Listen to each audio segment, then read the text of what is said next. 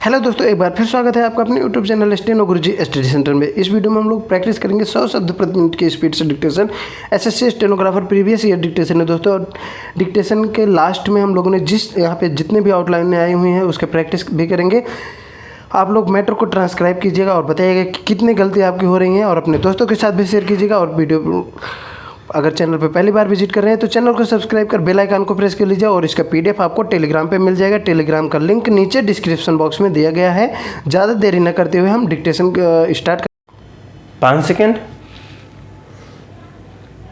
Start. अध्यक्ष महोदय, आजकल विभिन्न दलों के नेताओं द्वारा भारत निर्वाचन आयोग के कार्यों पर आशंका जताई जा रही है।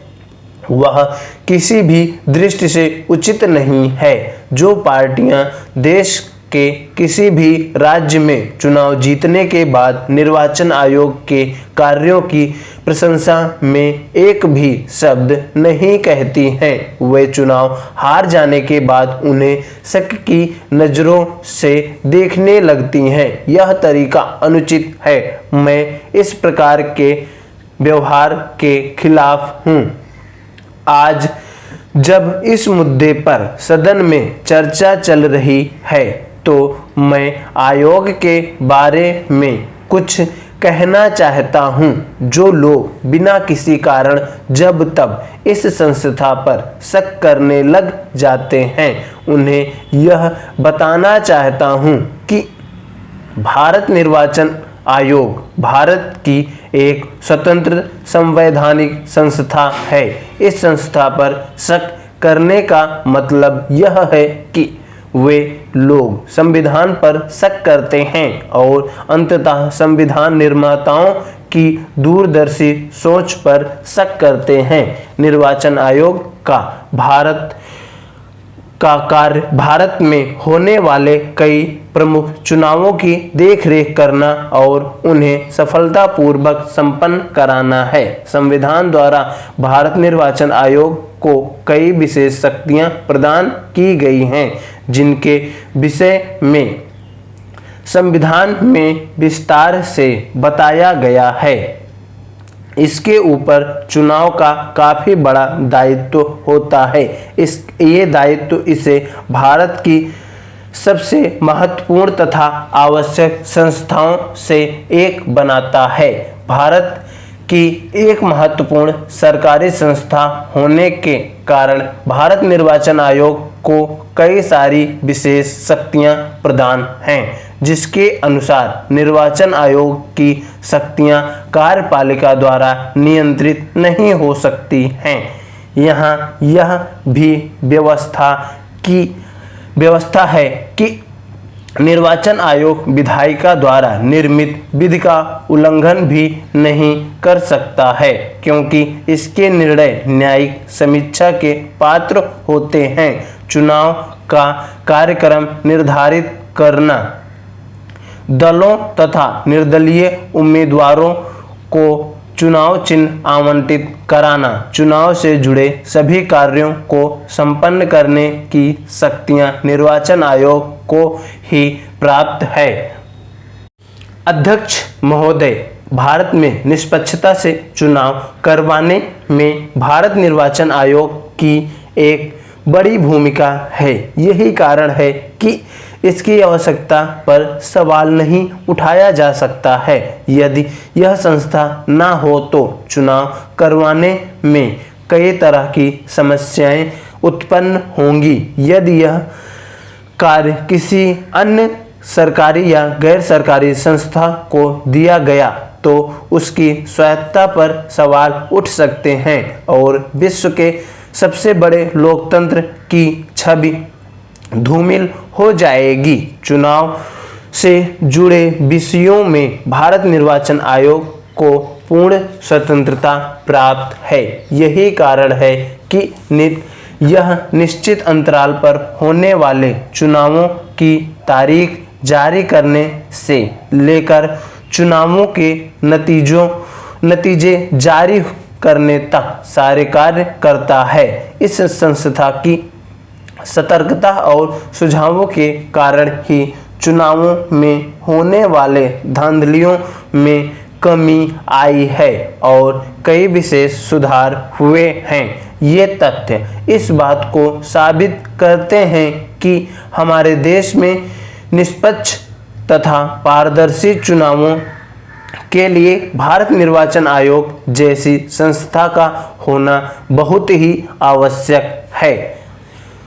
अध्यक्ष जी, भारत निर्वाचन आयोग हमारे देश की बहुत ही महत्वपूर्ण संस्था है। आज़ादी के बाद से अब तक हमारे देश में कई सारे चुनाव हुए हैं जिनका नेतृत्व चुनाव आयोग द्वारा किया गया है। जैसा कि हम सब जानते हैं कि किसी भी लोकतंत्र में एक निश्चित अंतराल पर चुनाव का होना बहुत ही आवश्यक है। इसलिए चुनावों को निष्पक्ष रूप से कराने के लिए एक संस्था की भी आवश्यकता होती है। यही कारण है कि भारत निर्वाचन आयोग का अस्तित्व हमारे देश में निष्पक्ष तथा पारदर्शी चुनावों के लिए काफ़ी महत्वपूर्ण है। निर्वाचन आयोग ने अपने योगदान के जरिए देश के लोकतंत्र को और भी मजबूत किया है। यही कारण है कि भारत के सबसे महत्वपूर्ण संस्थाओं में से एक माना जाता है। अध्यक्ष महोदय, मैं आपके माध्यम से सदन में उपस्थित सभी दलों के नेताओं से यह आग्रह करना चाहूँगा कि इस संस्था की स्वायत्तता पर सवाल न उठाएं। जनता द्वारा किए गए हार जीत के फैसलों को स्वीकार करें। यही लोकतंत्र की खूबसूरती है। चुनाव लोकतांत्रिक शासन का आधार है। स्वतंत्र और निष्पक्ष चुनाव व्यवस्था लोकतंत्र को स्थापित और परिपक्वता प्रदान करती है। काफ़ी समय से देश में चुनाव सुधारों की मांग की जाती रही है। अब जबकि सरकार ने इस दिशा में कुछ कदम उठाने के बारे में सोचा है, तो हम सबका यह दायित्व बनता है कि हम सरकार की मदद करें। चुनाव के दौरान अपनाए जाने वाले भ्रष्ट तरीकों को समाप्त करने का प्रश्न सरकार के समक्ष काफ़ी समय से विचाराधीन रहा है। पिछले वर्षों के अनुभवों ने चुनाव सुधार की आवश्यकता को बता दिया है।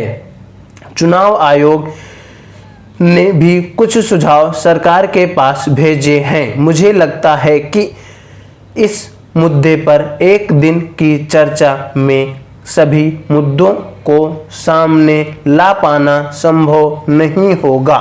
मेरा अनुरोध है कि यदि आवश्यकता पड़ी तो चर्चा के लिए एक और दिन का समय रखा जाना चाहिए। चुनाव सुधार के लिए राजनीतिक दलों के नेताओं तथा अन्य प्रबुद्ध नागरिकों ने भी अनेक सुधारों की ओर सरकार का ध्यान आकृष्ट किया है। साथ ही साथ इस संबंध में अनेक मंचों से भी समय समय पर ठोस विचार सामने आते रहे हैं। सरकार ने चुनाव सुधार के मुद्दों के बारे में राजनीतिक दलों के नेताओं के साथ विचार विमर्श किया है। इन सब बातों को ध्यान में रखकर सरकार ने इस विधेयक को सदन के सामने रखा है। इस विधेयक में देश की चुनाव प्रणाली में महत्वपूर्ण और व्यापक सुधारों का प्रावधान किया गया है, जिस पर विस्तार से चर्चा करने की जरूरत है। देश के चुनाव प्रबंधन पर बन रहे इस महत्वपूर्ण बिल पर चल रही चर्चा के विषय में मुझे अपनी बात रखने की अनुमति दी गई। इसके लिए मैं अपनी पार्टी के मुख्य सचेतक को एवं माननीय मंत्री महोदय को धन्यवाद देते हुए अपनी बात को समाप्त करता हूं और आशा करता हूं कि यह बिल शीघ्र ही कानून का रूप ले लेगा। दोस्तों यहाँ पे आए हुए कठिन वर्डों का हम लोग यहाँ पे प्रैक्टिस कर लेते हैं। अध्यक्ष महोदय, आजकल भारत निर्वाचन आयोग दृष्टिकोण, निर्वाचन आयोग व्यवहार, अनुचित चर्चा चल रही है। जब तक संवैधानिक संस्था निर्माताओं, दूरदर्शी संविधान, महत्वपूर्ण दायित्व संस्थाओं उल्लंघन, न्यायिक समीक्षा, निर्दलीय उम्मीदवारों, सरकारी संस्था आवश्यकता, स्वायत्तता समस्याएं, गैर सरकारी संस्था अंतराल, निश्चित सतर्कता, धांधलियों, अध्यक्ष जी पारदर्शी नेतृत्व, निष्पक्ष अस्तित्व माना जाता है। यही कारण है कि उपस्थित खूबसूरती, परिपक्वता, भ्रष्ट विचाराधीन हार जीत ध्यान आकृष्ट किया है। साथ ही साथ इस संबंध में विचार विमर्श, व्यापक प्रबंधन माननीय मंत्री महोदय आशा करता हूं कि धन्यवाद। आई होप दोस्तों आपको वीडियो पसंद आया होगा और जितनी भी आउटलाइन है आपके लिए बेहद इंपॉर्टेंट है। अगर आपको यहाँ पे जो भी आउटलाइन है आपको अच्छे लगे तो आप अपने डिक्टेशन में प्रयोग कर सकते हैं। तो इसी तरीके की और भी डिक्टेशन के लिए आप चैनल को सब्सक्राइब करें, बेल आइकन को प्रेस करें और अपने दोस्तों के साथ भी शेयर करिए। पीडीएफ आपको टेलीग्राम पे मिल जाएगा। टेलीग्राम का लिंक नीचे डिस्क्रिप्शन बॉक्स में दिया गया है। आप वहाँ से टेलीग्राम ज्वाइन कर PDF free of cost download कर सकते हैं। मिलते हैं नेक्स्ट वीडियो में, तब तक के लिए बाय। Thanks for watching. जय हिंद, जय भारत।